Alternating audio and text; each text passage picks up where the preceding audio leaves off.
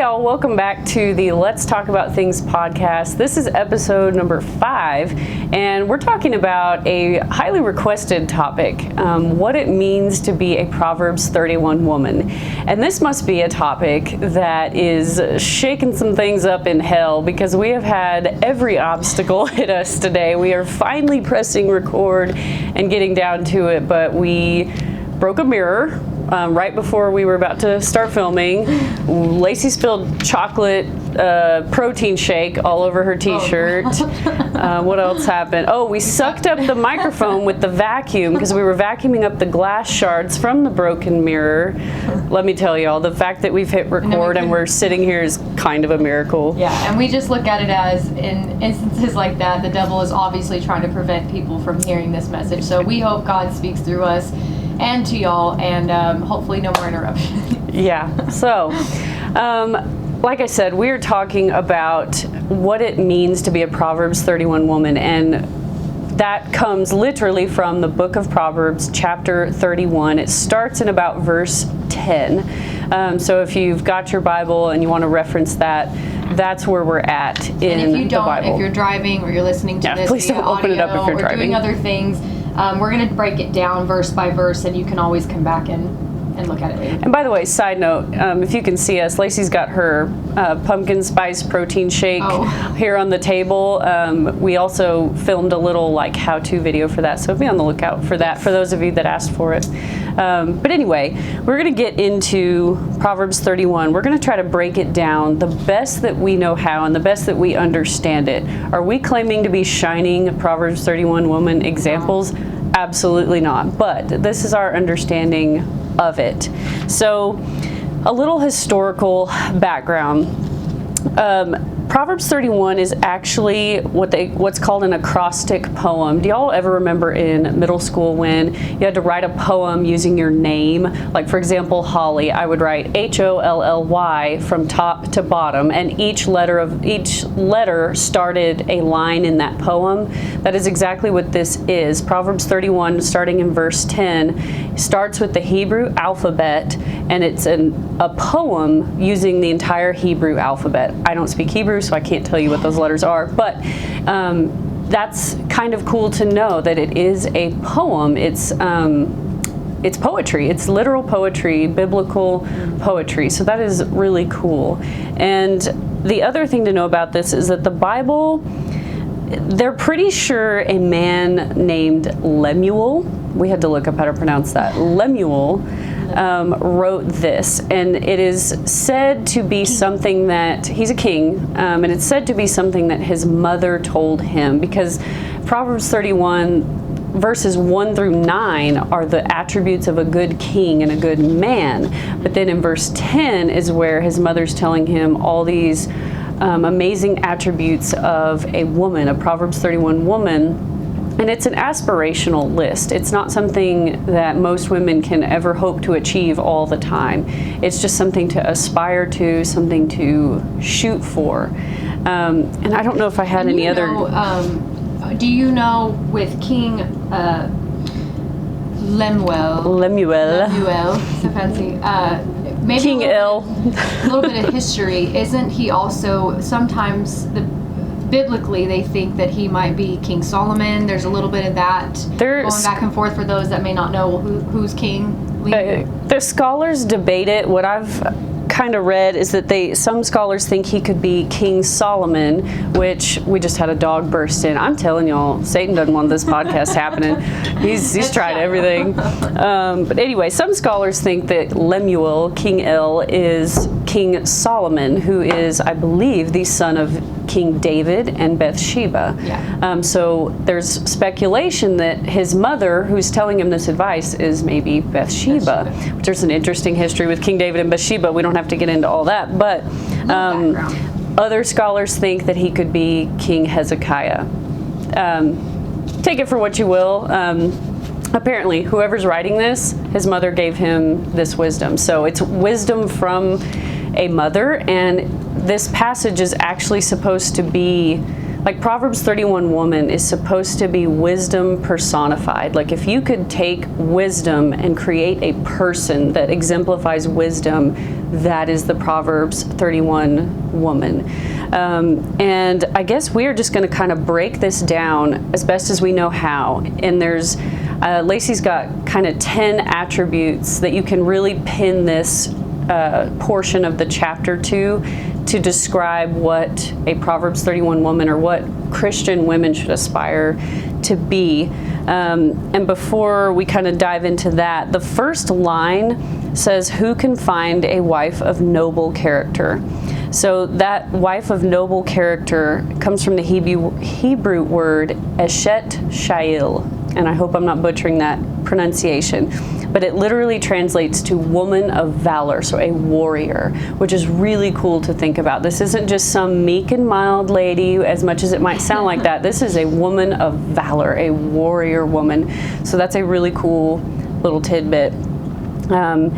So, Lacey, what have you broken down as the first attribute of a Proverbs 31 woman? I've kind of, same as you, there's so much you can interpret with the Proverbs 31 woman, and I encourage you, as we speak about this, the reason we're pulling straight from the text is a lot of times culture can just misinform or misinterpret what this is trying to say, and they try to form it into their own understanding. So I broke it down into 10 principles, I think, just exemplify a Proverbs 31 woman. The first one I wrote down is she is principled. Principled. Yes. Okay. And she has principles. Yes, exactly. And I wrote that down as Proverbs 31:10. So who can find a wife of noble character? She is far more precious than jewels.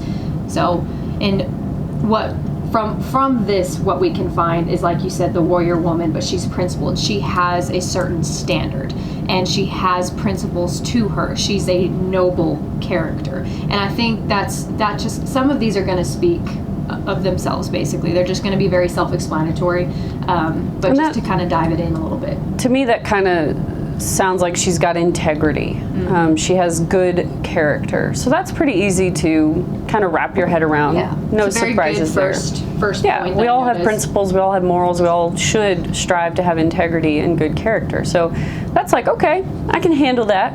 But I mean, the attributes get a little harder. So what is the second attribute? Number 2, I put that she has a strong work ethic. And this is in Proverbs 31:13, which is, she selects wool and flax and works with willing hands.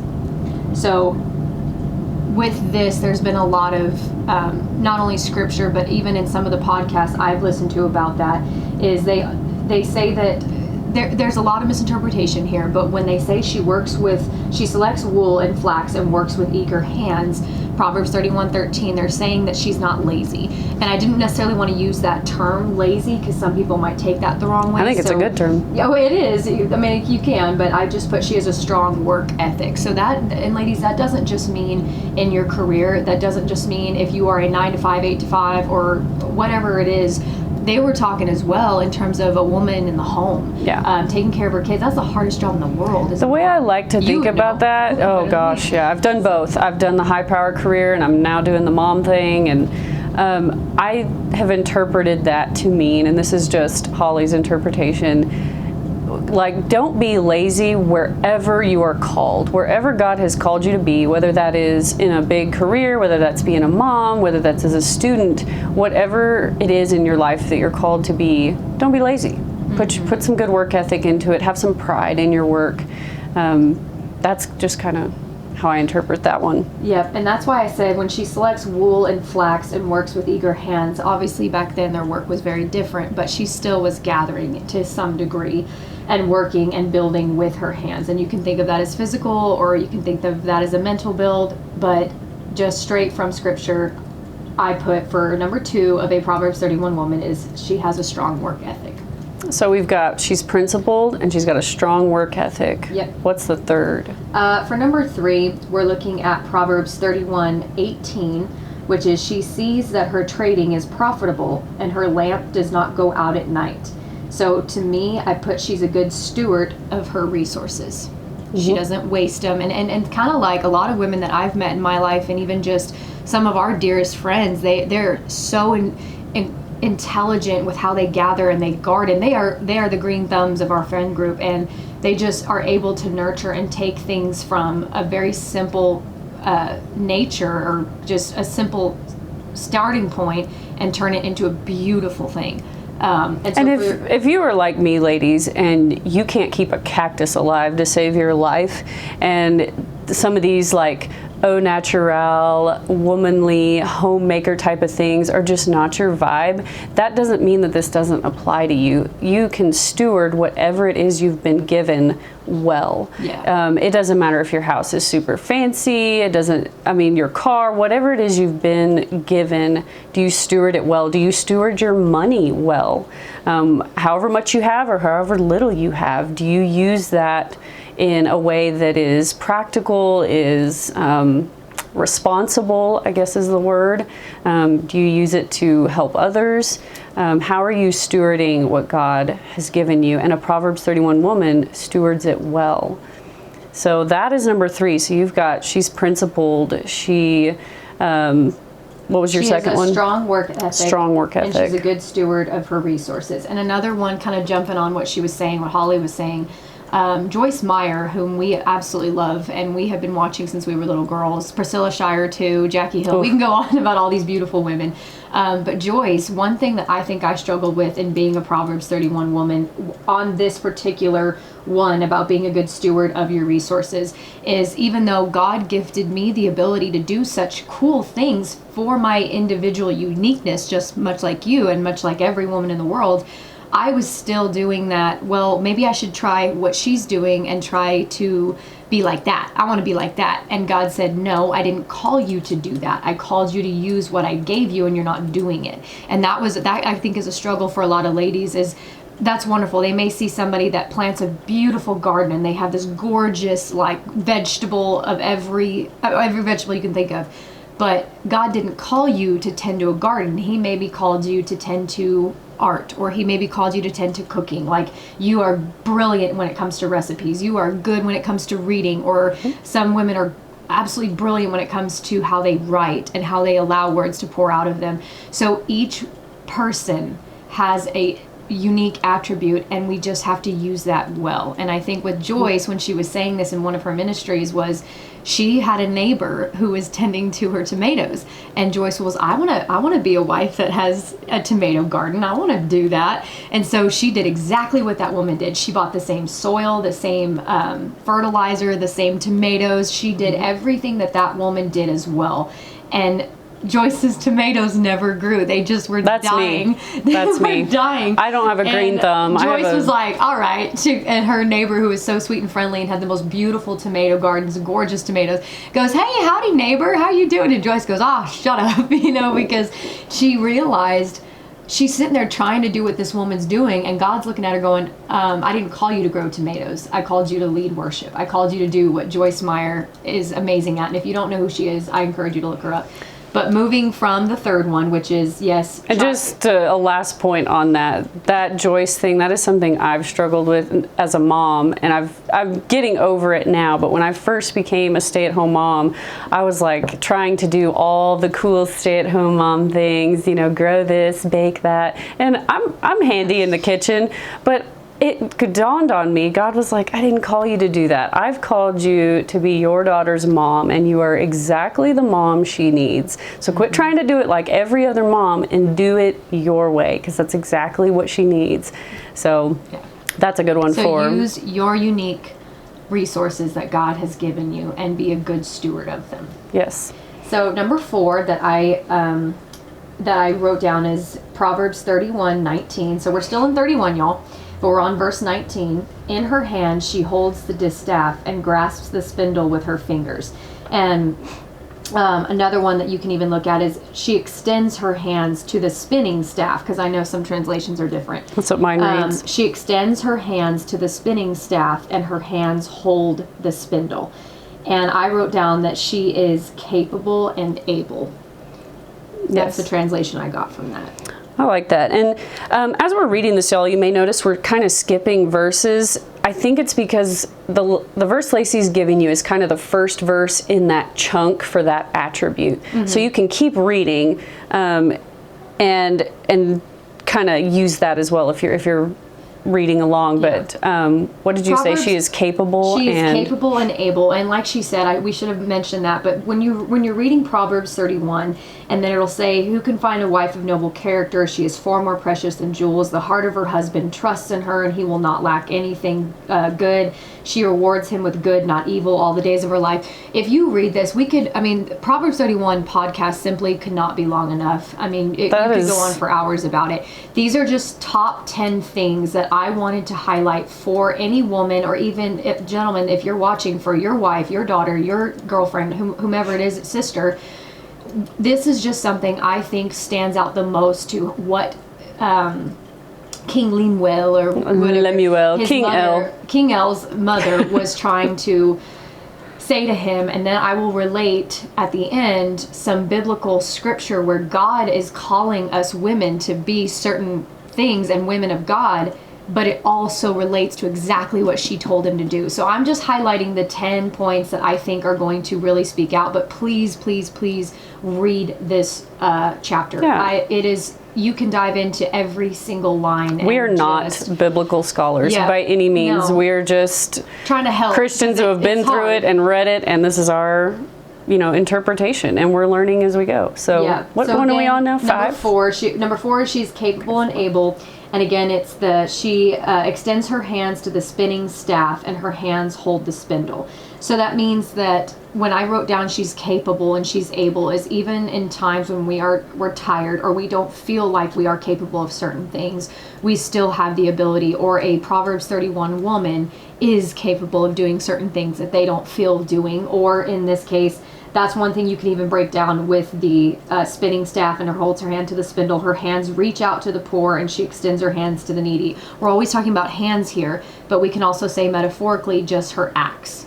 So yes, and I like that you brought up that second part of that where it says her hands reach out to the poor and she extends her hands to the needy, because I've also got written that she's tender to the needs of others. She's encouraging, she serves, she's kind. And that doesn't mean that you're, meek and mild and super princessy. It just means that, like, you help others, you encourage others, and that's you actually serve. Number 5. Which one?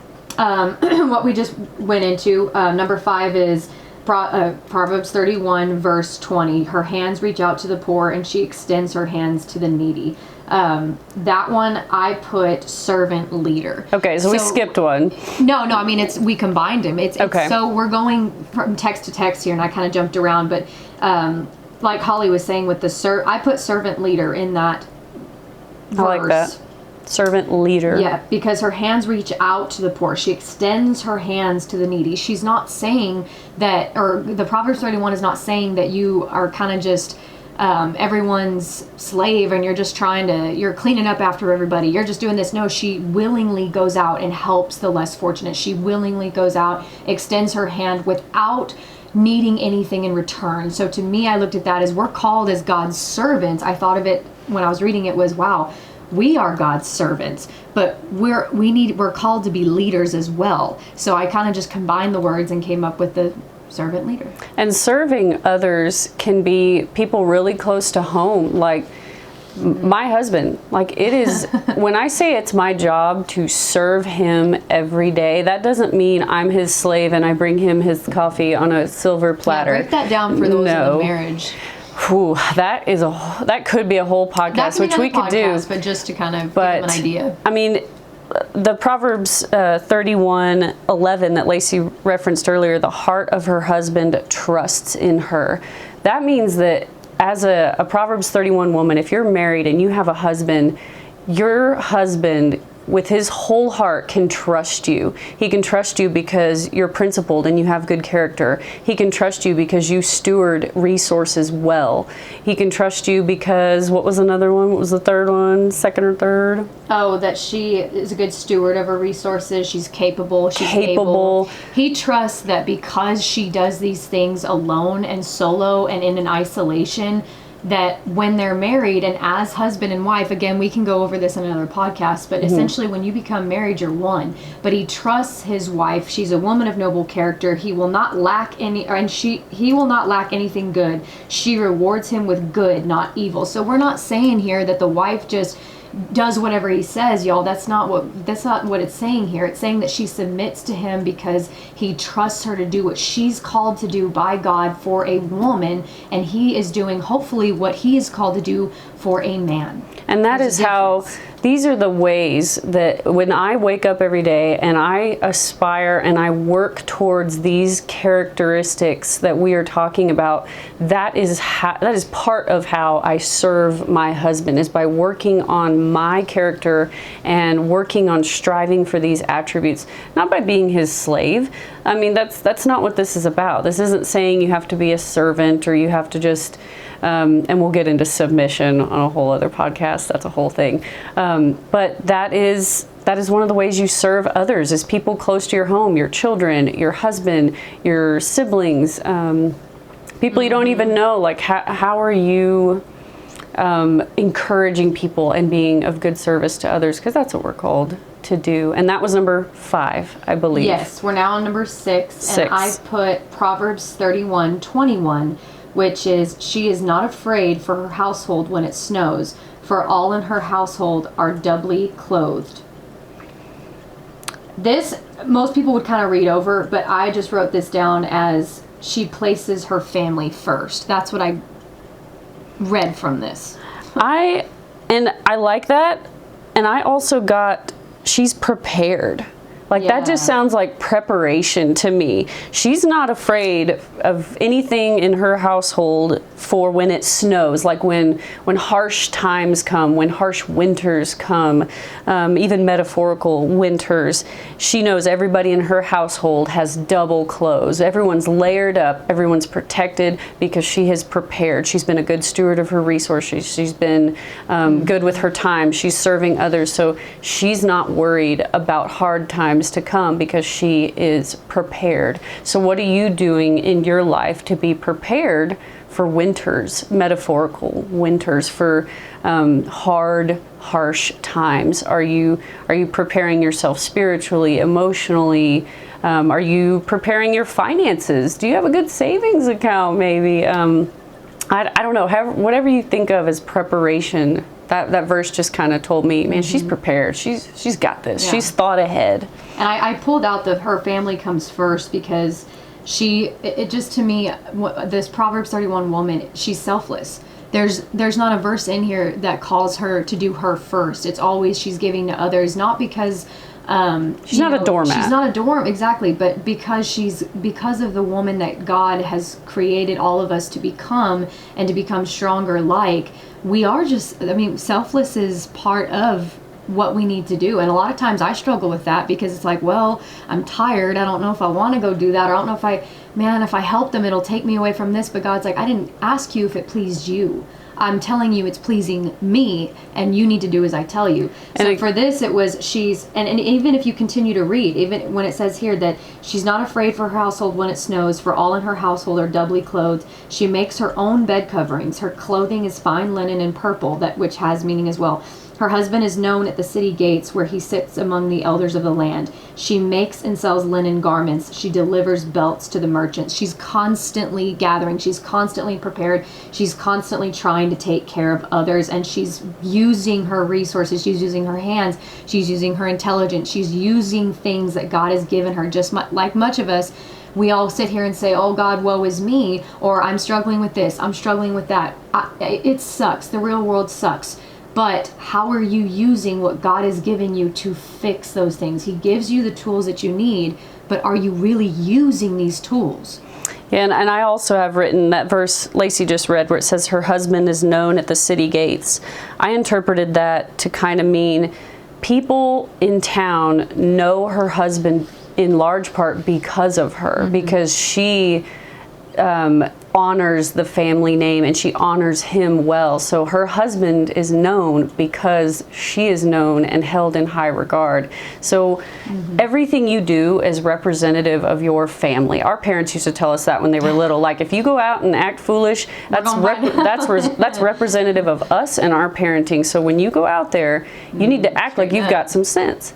And that makes sense for a woman, whether you're single or not. Like, you represent your family, you represent your husband, you represent maybe your organization, maybe you represent a company, and that matters. Your reputation matters. And that's a good point when you said, even when you're single. This, I know it brings up husband a lot, but ladies, even if you're in the boyfriend, girlfriend stage, fiance, it's complicated phase, whatever phase you're in, you should still be trying to pursue becoming a Proverbs 31 woman, so that when you meet the husband that God has designed you to be with, then this all makes sense, and you guys can have a healthy relationship and a healthy marriage. And if you're in a marriage where you're struggling to get your husband to do this, like Holly said, and this is going to be an episode that we're going to do where I'll let Holly talk on this more, because her and her husband, she's letting me loose. Well, her and her husband have really good tips, and we might even bring him on. But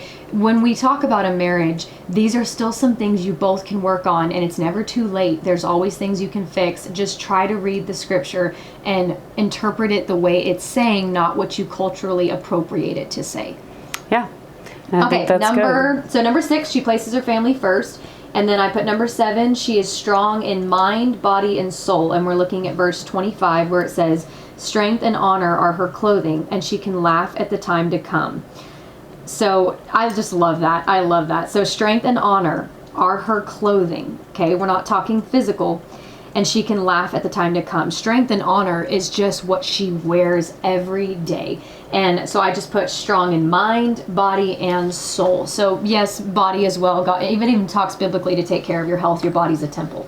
But I just wrote that as, wow, she's strong in mind, body, soul. She is strength. And this is something clothed in strength and dignity. Yes. And it's exactly where that comes from. I was just about to say that. That's probably something you've seen on every piece of artwork at Hobby Lobby. She's clothed in strength and dignity, and she laughs. Exactly. Yeah. And that goes back to what we just said about being prepared. She's prepared. She's not worried about the future, because she knows that she's strong, she's dignified, she's got honor, she's stewarded everything well. She has, prepared for her family, so she is not worried about the future. I think. And why would you worry about the future if God's already got that planned? He already told you, I've got it. Why are you worrying? And if you know that you've worked hard at all those attributes we've been talking about, there's nothing to worry about. You've done all that you're called to do. You worked with willing hands. You have this entrepreneurial spirit. You put your family first. You cultivate kindness, and you create beauty.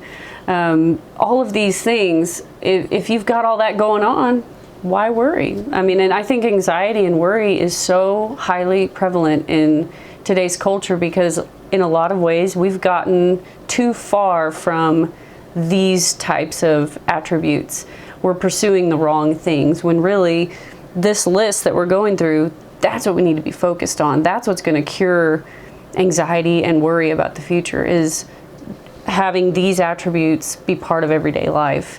And what number was that? That 7? Was number 7. So it's the verse 25, and then leading into number 8, we're leading into verse 26. Her mouth speaks wisdom, and loving instruction is on her tongue.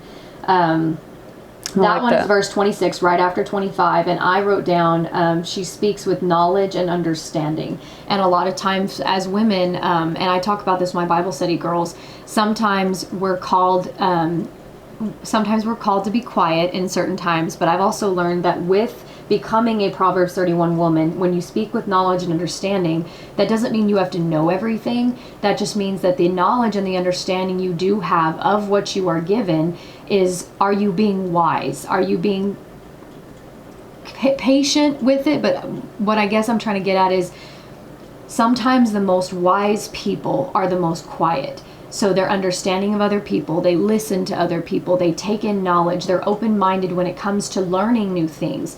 And with a Proverbs 31 woman, when it says her mouth speaks wisdom and loving instruction, is on her tongue. If you'll remember at the start of this podcast, I mentioned that scholars see this as wisdom personified. So if you could create a person who exemplifies wisdom in its truest form, it would be this type of woman. And so when it says she speaks wisdom and loving instruction is on her tongue, She's not nagging, not criticizing, not beating your man down, not, telling your kids left and right. I mean, trust me, we've all been there. Yeah. And again, marriage, whole other episode, but loving instruction, encouragement, constructive criticism.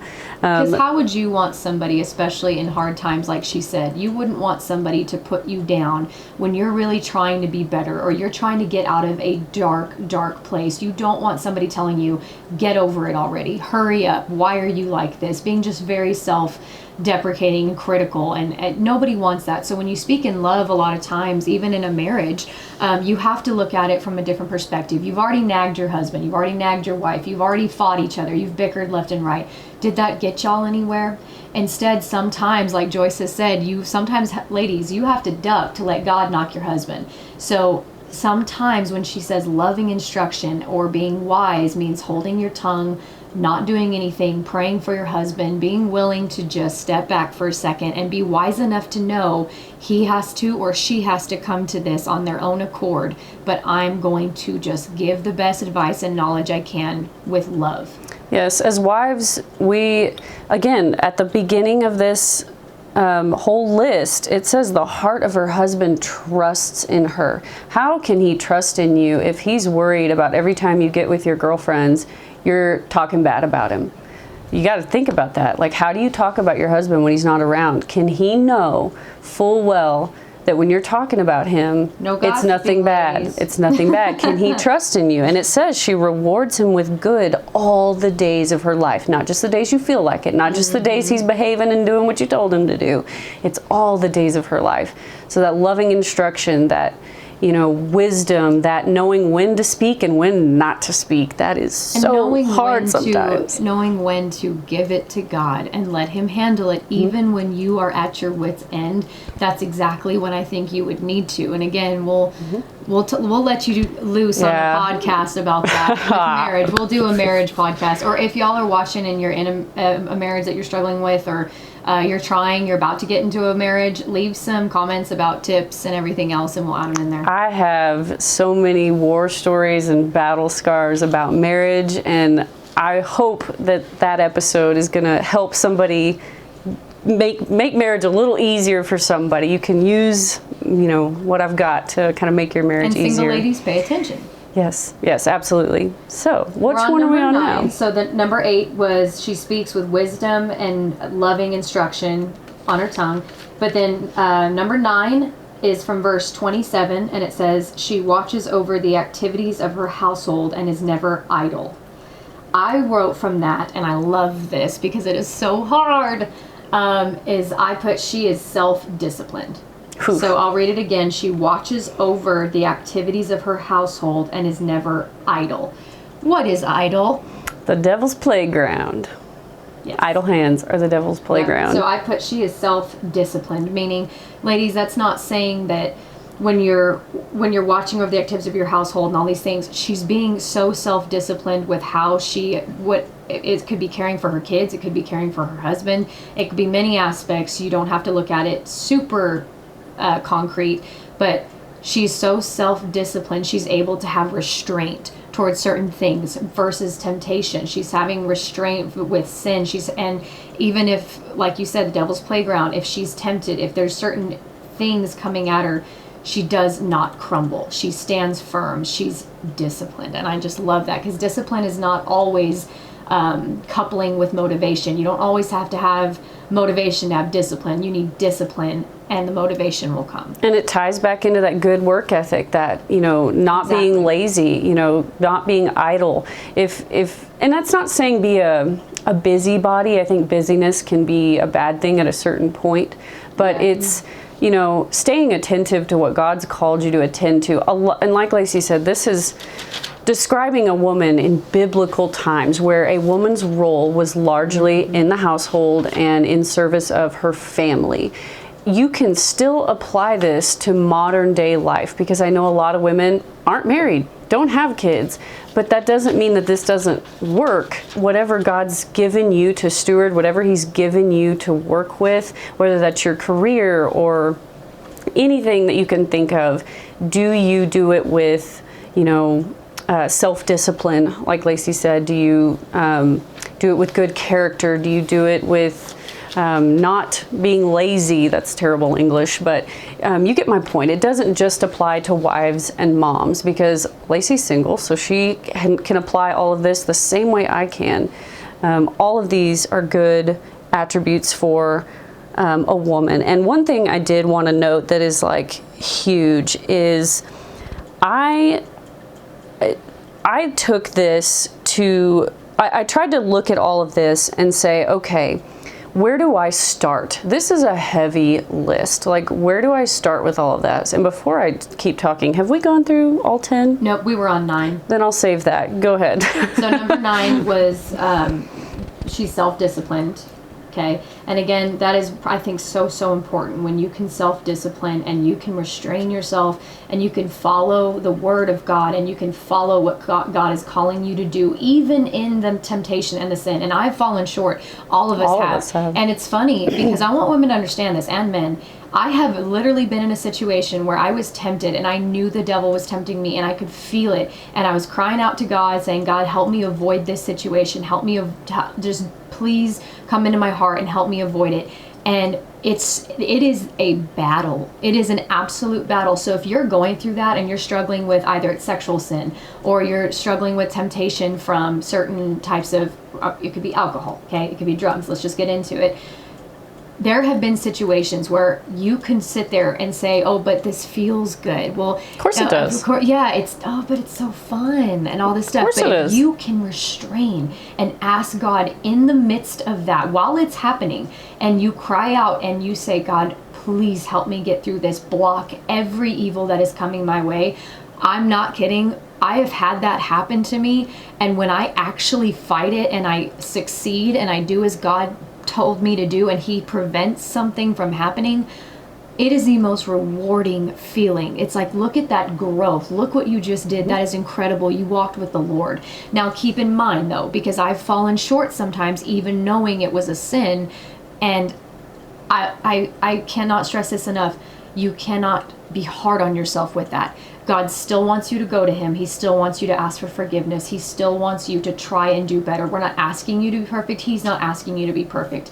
He's just saying that even when you lack self-discipline, growing in your discipline will take a lot of time and it will take a lot of failure, but failure is growth, okay? So yes. I just wanted to throw that in there because I love the self-discipline. It's a very, very big one, ladies. And I think we've talked a lot about, not being lazy, being self-disciplined, all amazing stuff. But I think it's important to note that while on one end of the spectrum you don't want to be lazy, on the other end of the spectrum, you don't want to be a control freak either. There's a really happy medium that this Proverbs 31 woman hits. She's not controlling her household. She's not controlling her husband. She's taking care of it. And I think there is a big difference, and women often get the two confused. You think if you're controlling everything, you're taking care of it. You're not. And that's that whole marriage podcast. And when you gain that wisdom and she's wise and understanding and speaks with a loving tongue, then instead of nagging your kids, nagging your husband, nagging your boyfriend, girlfriend, you soon to say, hey, you know what I think we should do? I would love it if we just spoke together and went on a walk. Go do something he enjoys or go do something she enjoys and go take a walk and talk to each other rather than, I really wish that you would just stop talking, or I really wish you would start doing the dishes. You see how there's a different type here, ladies? But you have to eventually become wise and learn to where to push and where to and zipping it out. Zipping it is wisdom. Let me tell you. I mean, shoot, use your brains. Oh man, we could talk for days on that, and we will. We keep wanting to jump forward to that podcast, and we will. We'll get there. Number 9, she's self-disciplined, and number 10, I love this one, and I have highlighted it and scratched it all over. I just love this one. Number 10 is verse 30. My favorite is, charm is deceptive and beauty is fleeting, but a woman who fears the Lord will be praised. So, I mean, how else can I translate this other than she is God-fearing? And I think a lot of people say, well, does that mean she's afraid of God? It's a reverential fear. And that's where I was going before I remembered we still had one left to go. I was saying this is a heavy list.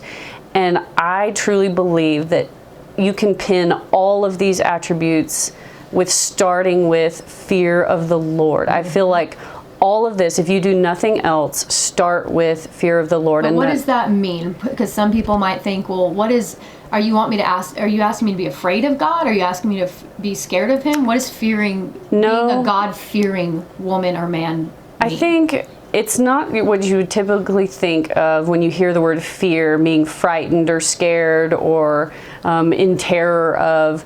I think it is a reverential fear, meaning a reverence towards God, meaning you understand who he is, what he's done, you understand his power, you hold his commands in high regard, so that you want to respect that. You want to respect who he is and what he's done and what he's commanded of us. Do you think it's more so fear of not living for God and not living for what he's calling, fear of what it looks like to live without him? It could be. I think that could definitely be a part of it. I think it could be, I always come back to the word respect. You have a high respect. Like, even think about, at your job, you have a boss, right? Well, maybe you're not scared of your boss, but you definitely have a healthy respect and understanding of, hey, if I don't do what I'm supposed to do according to my boss, there are consequences. Yeah. Same with God. Maybe you're not scared, like true terror of God, but you have such a high respect and you believe he will do what he says he's going to do. So that makes you act a certain way. If you are truly understanding of the fact that, hey, if I don't do what I'm commanded to do, there are consequences. And if I do those things that I'm commanded to do, there's amazing rewards on the other side of heaven. So and you see how you pointed out in all of this, I want to notate to them, the reason why I was asking you these questions to break it down is I think a lot of times we do get it confused, but if you look at this text, charm is deceptive and beauty is fleeting. But when you were just talking about God-fearing, you didn't mention once about beauty. You didn't mention once about our looks. You didn't mention once about our charm. It's irrelevant. That's what this is talking about. We're not talking about when you follow God, your beauty's reward. Now, don't get me wrong, even in the book of Esther, beauty was used in that. Yeah. I mean, beauty you should take care of yourself. We're not saying that beauty is not something that God has used in many different contexts of the Bible, but we're saying, all in all, to be a God-fearing woman is not from your beauty. It's not from your charm, being able to flirt, being able to captivate people. It's being able to do, for example, the 10 lists of things that I've just mentioned, being able to uphold these qualities in the best standard and highest standard you possibly can for yourself. And being able to say, and here's one thing I think would be beautiful in terms of explaining God-fearing. Think of it this way. If you were to die tomorrow and get to the kingdom of heaven, which I hope we all do, when you get to God's feet, can you imagine, let's put it this way for God-fearing, okay? You get to God's feet and he looks at you and says, my child, and you say, oh my gosh, you are just in awe. But can you imagine the heartbreak if God says to you, this is what I had planned for your life, and shows you what he had planned and what he wanted you to use and steward of your gifts, and then you didn't do it because you didn't fear the Lord. You didn't, and I mean fear him as in you didn't walk with him. You didn't walk in his ways. So can you imagine being at the foot of Christ and he shows you saying, this is what I called you to do, but you were not living the way I wanted you to, and you didn't do as I wanted you to do, so this is not, you weren't fulfilled. And that to me broke my heart. I was like, I don't ever want to feel that. That is, can you imagine? Like, just think of that. You get to the most amazing, the Almighty, and he says to you, man, you know, I had plans. Not that he would. I can't sit here and interpret what God would say, but I'm just trying to give a message to those that say, well, what does God-fearing mean? It just means you have so many qualities that we are called to do, and we are called to follow and walk with him and to fear being without him. And when we don't do it, and you know what's even more sad about that hypothetical or that scenario is like we have no excuse because it's in his word. He gave us we can't homework. Stand there in front of him and say, I didn't do all that because you never told me how. He 100% told you how. He gave you a guideline. And this, again, like we said, this is a mother talking to her son. She is saying, son, when you are looking for a wife, here's the things that matter. So if you have a son, or you imagine having a son, what are you going to tell him about the kind of woman he needs to marry? You're not going to be like, boy, go out there and find the sexiest, prettiest, most sly woman you can find. No, that's not. If she's beautiful, great. She should be beautiful to him. No, and if she's beautiful to him, that is perfect. You should be. But that's not what a mother is going to tell her son to look for. She's going to tell him to look for things that are going to support him all the days of his life, because charm's deceptive. Like beauty doesn't last. We're all going to get old and wrinkly. So why does your husband trust in you? Why does his heart trust you all the days of his life? Because of these attributes that you hopefully strive for and exemplify. Because back in Genesis, when God created the earth, he created man, and then he looked at it and said, you know what? I'm going to create a helper suitable for him. He knew man wasn't good enough by himself. Woman had to come and be the ultimate helper. And Lacey, he took us from his rib. To stand by his side and to be a helper suitable for him. And Lacey and I have talked about this, to get a little geeky with it. The term helper in the Greek text is actually the same word that God uses to describe himself as our helper. So the first word that God ever uses to describe woman in relation to man is the same word he uses to describe himself.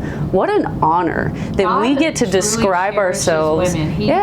Even if you look at every single prayer from every woman in the Bible, now he tells us to remember specifically one woman in the Bible, but if you look at every woman that has prayed in the Bible, every book, if you go through and read it, God answered every woman's prayer. He may not have answered all of the men's prayers, but every woman. And I think that's so. God truly, when people say God has favorites, I think he favors the women a bit. Because he knows our qualities, ladies. He knows what we're capable of. He knows, and we're not sitting here hating on men, okay? Because men have amazing attributes, and we want to bring in her husband and my twin brother to talk more about that. Well, we want to bring them in so that men can get a different viewpoint, and we're not trying to bash on them, but sometimes, ladies, we need to hear from men from a man. Absolutely. We need to be able to do that, and they are not us. Exactly, and it gives us a good perspective to learn from each other, to learn from each gender. But with all that being said, and with that charm is deceptive and beauty is fleeting, last verse, I just think one thing I encourage you to do, and I have this kind of in my Bible, is after you're done reading this and really absorbing it and asking God to implement these qualities in your life, write down a prayer or a list or whatever you feel comfortable with. I encourage you to write down something, a prayer to your future husband, or if you are married, write a prayer for your husband.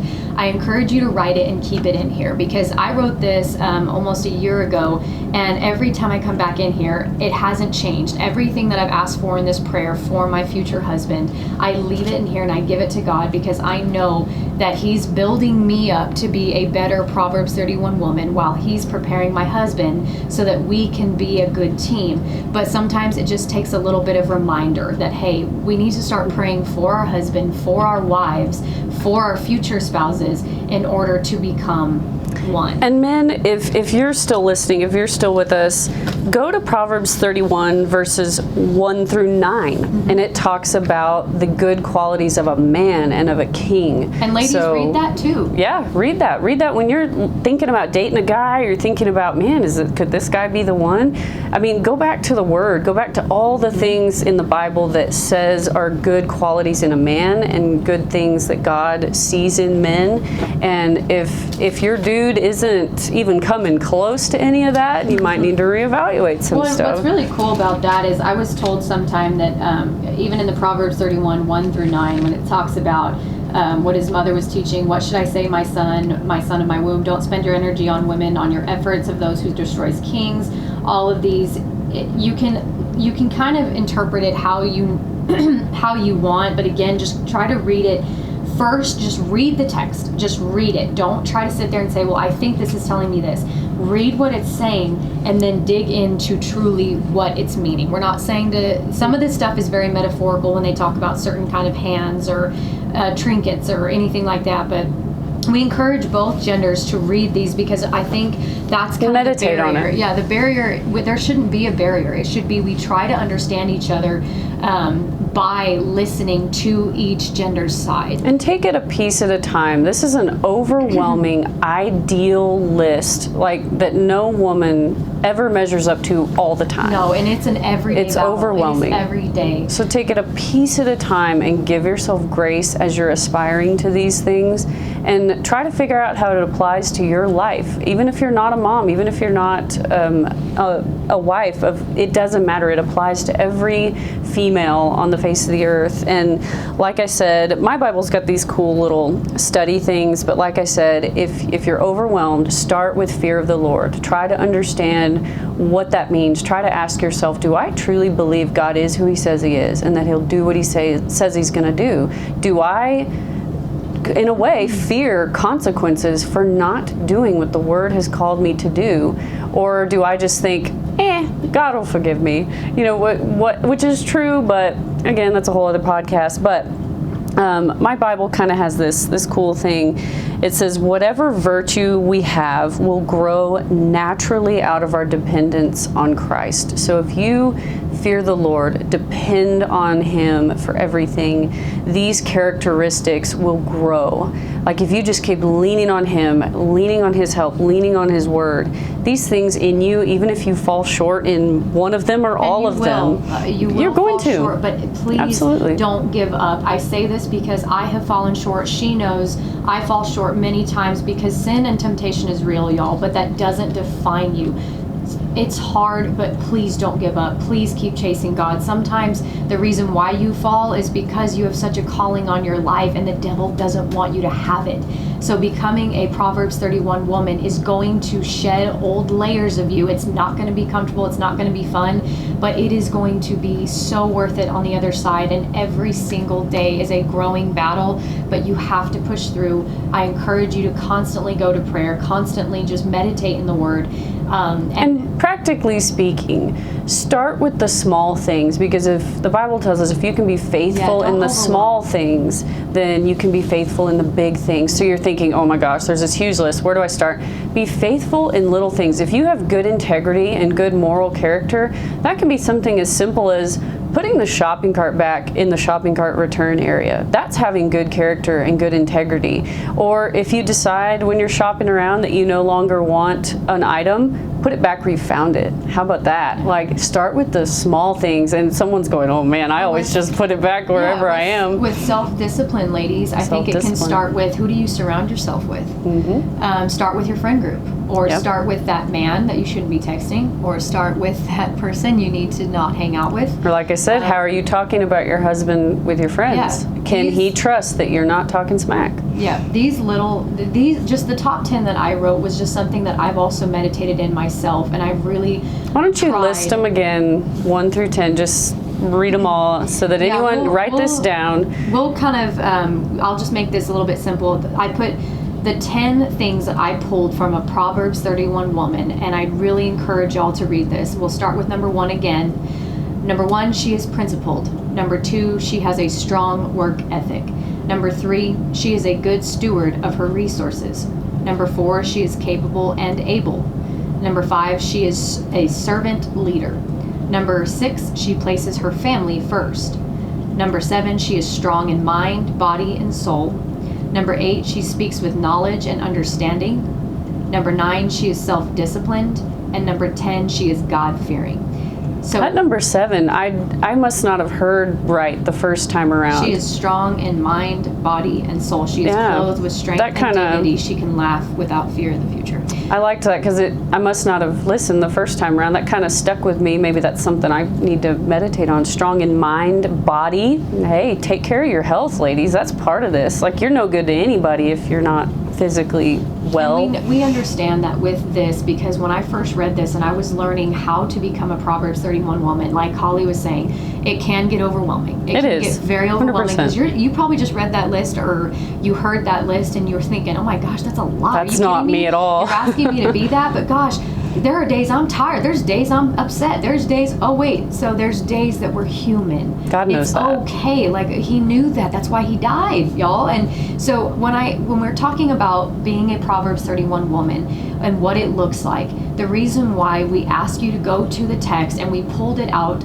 from the text is because it's right there, and it's not a secret. It's not going to change. It never has, but it's all right there. And if you're trying to sit there and think there's no way I can do that, like Holly said, maybe start with number 1 and 2. Yeah, or just number 1. Hey, for the week, I'm going to focus on pick one, okay? Pick 1 or 2 and say, for this week, I'm going to focus on these 2 and be a better woman, and write it down. Write it on a sticky note, put it on your mirror. Do whatever you can to really, really remind yourself. Meditate on it. And it becomes a habit, okay?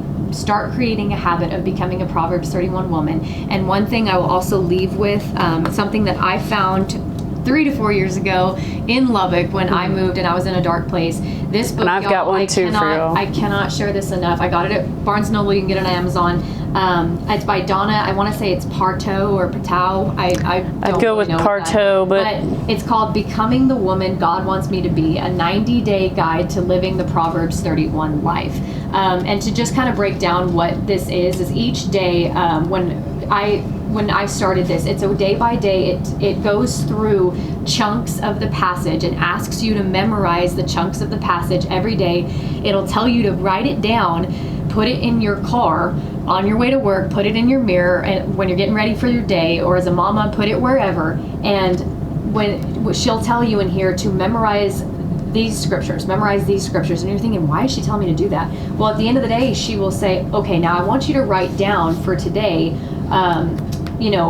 what did you get from this? What did you do today? And she'll ask you to write down what you did for your day, and she'll ask you, how did you meditate in the Word? What did you pull from this? I need you to write down your weaknesses. I need you to write down your stressors. And it's a really cool guide. It's for 90 days, so that's a good enough time to start building a habit.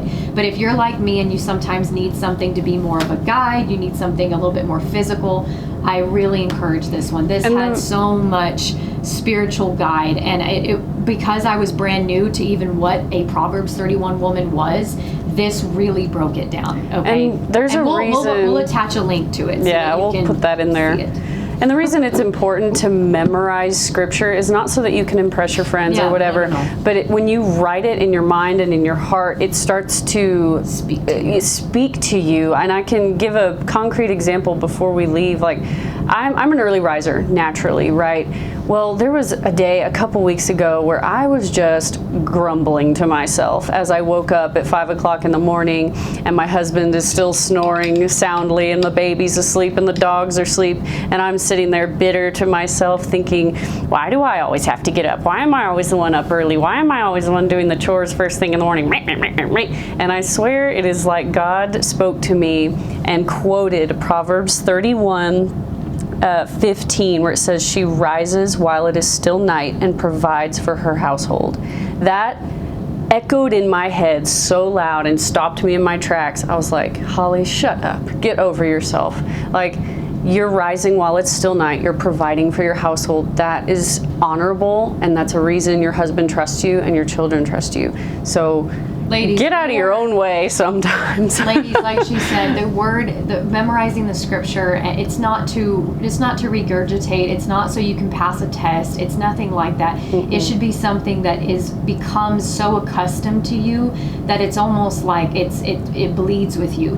And like she said, sometimes when I'm stressed out or I'm overwhelmed, I will quote certain scripture in my head to remind. It'll just come to me. It'll come to me in my head while at work, and I go, okay, I can breathe again. And it's almost like God says, he puts his hand on me and says, hey, I've got you. I've got you. You're letting the world come in again. When I feel like I've fallen in temptation, I've fallen into sin, or we fall short, or we start to become heavy on ourselves, when you think of these Proverbs 31 passages, and you're sitting there, it's become accustomed to you so much because you've read it so much, you've worshipped, and you've really saturated yourself in the Word. It's truly like he sits there with you and he goes, hey, what did I say in this scripture? What did I say? It becomes a part of you. It's almost like he's literally next to you and he's just like, hey, recite it for me. And when you I'm recite telling y'all, it hit me at 5 o'clock in the morning. It's the most calming thing. Like it was just because I had read it and understood it and memorized it. It popped into my head easily and stopped me in my tracks from nagging my husband as soon as he got up and complaining about how I always do everything around here. It stopped me in my tracks, and it stopped a fight in my marriage. It literally protected my marriage because of 2 lines in the Bible saying she rises while it's night and provides for her household. I was like, oh, that's what I'm doing. That's honorable. That's good. So I'm going to stop complaining, and I'm going to do it, and I'm not going to expect recognition. I'm not going to expect my husband to pat me on the back, although Proverbs 31 does say her husband praises her. So, there's that. But anyway, not to get too far into the marriage thing, that's a whole other thing, but we hope this was helpful to y'all in some way. We know we've sped through it and that it's a lot to digest. There's a lot here, and it's difficult to cover in roughly an hour.